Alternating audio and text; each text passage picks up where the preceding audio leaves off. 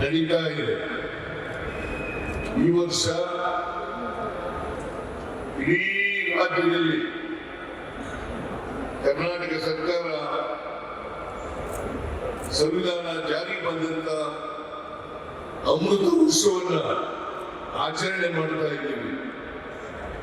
1950ನೇ ಇಸ್ವಿ ಜನವರಿ 26ನೇ ತಾರೀಕು ಸಂವಿಧಾನ ಜಾರಿ ಬಂದಂತ ದಿನ.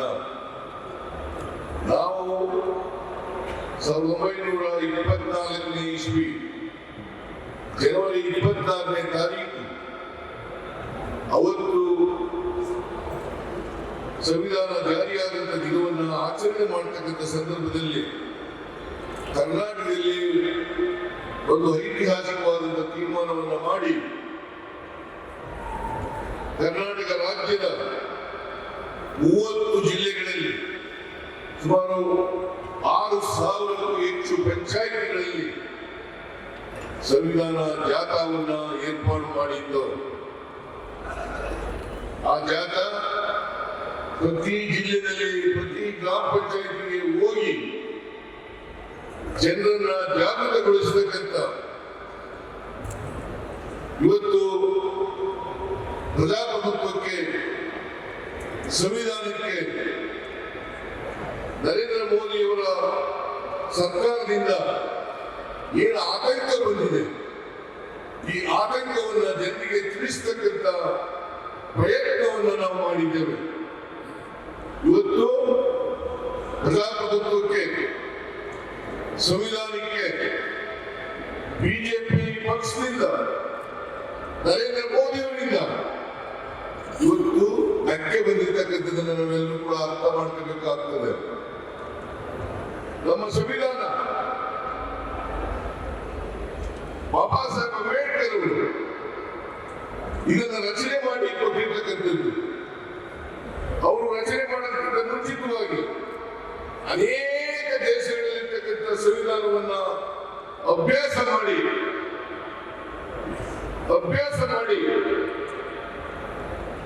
ಆ ಸಂವಿಧಾನಗಳಲ್ಲಿರ್ತಕ್ಕಂಥ ಒಳ್ಳೆಯ ವಿಚಾರಗಳನ್ನು ತಗೊಂಡು ನಮ್ಮ ರಾಷ್ಟ್ರಕ್ಕೆ ನಮ್ಮ ಸಮಾಜಕ್ಕೆ ಎಂತಹ ಸಂವಿಧಾನ ಬೇಕು, ನಮ್ಮಲ್ಲಿರ್ತಕ್ಕಂಥ ಸಾಮಾಜಿಕ ಆರ್ಥಿಕ ಸಮಸ್ಯೆಗಳಿಗೆ ಪರಿಹಾರ ಕೊಡ್ತಕ್ಕಂಥ ಸಂವಿಧಾನವನ್ನ ರಚನೆ ಮಾಡಿ ಇವತ್ತು ದೇಶಕ್ಕೆ ಕೊಟ್ಟಿದ್ದಾರೆ. ಇದನ್ನ ಜಾರಿಯಾದಂತ ದಿನದಿಂದ ಭಾರತೀಯ ಜನತಾ ಪಕ್ಷದವರು ಆಂತರಿಕವಾಗಿ ವಿರೋಧ ಮಾಡ್ತಾ ಇದ್ದಾರೆ ಅಂತಕ್ಕಂಥದ್ದನ್ನು ತಮಗೆ ತಿಳಿಸಲಿಕ್ಕೆ ಬಯಸ್ತಾ ಇದ್ದೇನೆ.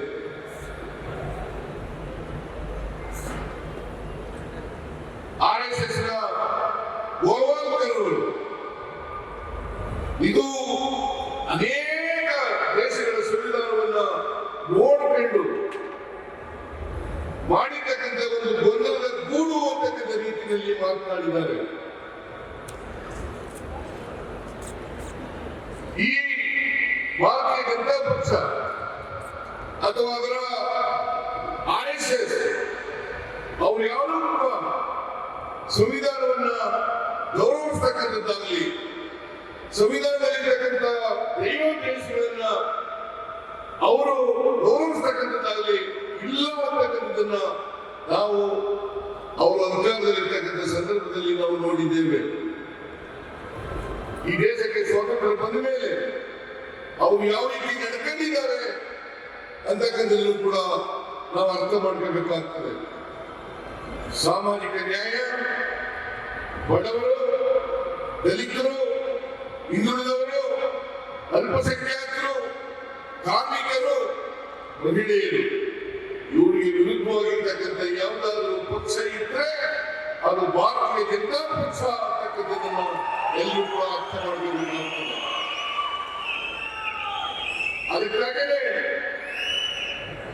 ಅನಂತ್ ಕುಮಾರ್ ಹೆಗಡೆ ಅವರು ಮಂತ್ರಿಯಾಗಿದ್ದ ಸಂದರ್ಭದಲ್ಲಿ ನರೇಂದ್ರ ಮೋದಿಯವರ ಮಂತ್ರಿಮಂಡಲದಲ್ಲಿ ಮಂತ್ರಿಯಾಗಿದ್ದರು. ಅವರು ಒಮ್ಮೆ ಹೇಳಿದರು ರಾಯಚೂರಿನಲ್ಲಿ, ನಾವು ಅಧಿಕಾರಕ್ಕೆ ಬಂದಿರತಕ್ಕಂಥದ್ದೇ ಸಂವಿಧಾನವನ್ನ ಬದಲಾವಣೆ ಮಾಡಲಿಕ್ಕೋಸ್ಕರ, ಮಾತಲ್ಲ. ನರೇಂದ್ರ ಮೋದಿ ಅವರ ಮಂತ್ರಿಮಂಡಲದಲ್ಲಿ ಮಂತ್ರಿಯಾಗಿ ಹೇಳಿದಂತ ಮಾತು. ಇದನ್ನ ಭಾರತೀಯ ಜನತಾ ಪಕ್ಷದವರಾಗ್ಲಿ RSS ನವರಾಗ್ಲಿ ಇದನ್ನ ಖಂಡಿಸ್ತಕ್ಕಂಥ ಕೆಲಸವನ್ನ ಮಾಡಲಿಲ್ಲ. ಅಷ್ಟೇ ಏಕೆ ನರೇಂದ್ರ ಮೋದಿ ಅವರು ಇವರ ಮೇಲೆ ಯಾವುದೇ ಕ್ರಮವನ್ನ, ಅಮಿತ್ ಶಾ ಯಾವುದೇ ಕ್ರಮವನ್ನ ಇವ್ರ ಮೇಲೆ ತಗೊಳ್ಳಿಲ್ಲ. ಅದರ ಅರ್ಥ ಸರ್ಕಾರದ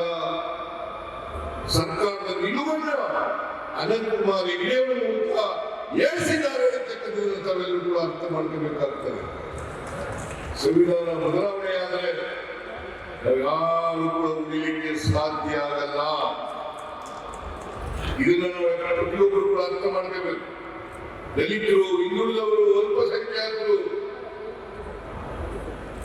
ಕಾರ್ಮಿಕರು, ಮಹಿಳೆಯರು, ರೈತರು ಇವ್ರು ಯಾರು ಕೂಡ ಉಳಿಲಿಕ್ಕೆ ಸಾಧ್ಯ ಇಲ್ಲ. ಇವತ್ತು ಸಮಾಜದಲ್ಲಿ ಎಲ್ಲರಿಗೂ ಕೂಡ ಸಮಾನ ಅವಕಾಶವನ್ನು ಕಲ್ಪಿಸಿಕೊಟ್ಟಿದ್ದಾರೆ. ಅದು ಉದ್ಯೋಗದಲ್ಲಿರ್ಬೋದು, ಶಿಕ್ಷಣದಲ್ಲಿರ್ಬೋದು, ಬದುಕತಕ್ಕಂಥದ್ರಲ್ಲಿರ್ಬೋದು, ಎಲ್ಲರಲ್ಲೂ ಕೂಡ ಸಮಾನ ಅವಕಾಶವನ್ನು ಕಲ್ಪಿಸಿಕೊಟ್ಟಿದ್ದಾರೆ. ಇವತ್ತು ಸಮಾಜದ ಕನಸನ್ನ ಸಂವಿಧಾನದ ಮೂಲಕ ಬಾಬಾ ಸಾಹೇಬ್ ಅಂಬೇಡ್ಕರ್ ಅವರು ಆ ಕನಸನ್ನ ಈ ದೇಶದಲ್ಲಿ ಬಿಟ್ಟಿದ್ದಾರೆ ಅಂತಕ್ಕಂಥದ್ದನ್ನು ಅರ್ಥ ಮಾಡ್ಕೋಬೇಕಾಗ್ತದೆ. ಅವರು ಸಂವಿಧಾನ ಕಾನ್ಸ್ಟಿಟ್ಯೂಂಟ್ ಅಸೆಂಬ್ಲಿನಲ್ಲಿ ಭಾಷಣ ಮಾಡಿದ್ದಾರೆ. ನಾವೆಲ್ಲರೂ ಕೂಡ ಭಾಷಣವನ್ನು ಓದಬೇಕು. 1949 ನವೆಂಬರ್ 25ನೇ ತಾರೀಕು ಕಾನ್ಸ್ಟಿಟ್ಯೂಂಟ್ ಅಸೆಂಬ್ಲಿನಲ್ಲಿ ಅವರು ಭಾಷಣ, ಅದು ಒಂದು ಐತಿಹಾಸಿಕವಾದಂತಹ ಭಾಷಣ ಅಂತಕ್ಕಂಥದ್ದನ್ನು ತಿಳಿಸಬೇಕಾಗ್ತದೆ. ಅವತ್ತು ಹೇಳಿದ್ದಾರೆ 1950 ಜನವರಿ 26ನೇ ತಾರೀಕು ಈ ಸಂವಿಧಾನ ಜಾರಿಗೆ ಬರ್ತದೆ. ಅವತ್ತು ವೈರುಧ್ಯತೆ ಇರತಕ್ಕಂಥ ಸಮಾಜಕ್ಕೆ ನಾವೆಲ್ಲರೂ ಕೂಡ ಕಾಲಿಡ್ತಾ ಇದ್ದೇವೆ. ರಾಜಕೀಯ ಸ್ವಾತಂತ್ರ್ಯ ಎಲ್ಲರಿಗೂ ಕೂಡ ಲಭಿಸಿದೆ. ಪ್ರತಿಯೊಬ್ಬರಿಗೂ ಕೂಡ ಒಂದು ಓಟು, ಒಂದು ಮೌಲ್ಯ ಅಂತಕ್ಕಂಥದ್ದನ್ನ ರಾಜಕೀಯ ಸ್ವಾತಂತ್ರ್ಯ ಸಿಕ್ಕಿದೆ. ಆದರೆ ಆರ್ಥಿಕ ಸಾಮಾಜಿಕ ಸ್ವಾತಂತ್ರ್ಯದಲ್ಲಿ ಒಂದು ಮೌಲ್ಯ ಅಂತಕ್ಕಂಥ ಪರಿಸ್ಥಿತಿ ಇಲ್ಲ. ಅದಕ್ಕೋಸ್ಕರ ಸಮಾಜದಲ್ಲಿ ಅಸಮಾನತೆ ಇದೆ. ಸಾಮಾಜಿಕ ಅಸಮಾನತೆ, ಆರ್ಥಿಕ ಅಸಮಾನತೆ, ಇಂಥ ವೈರುಧ್ಯ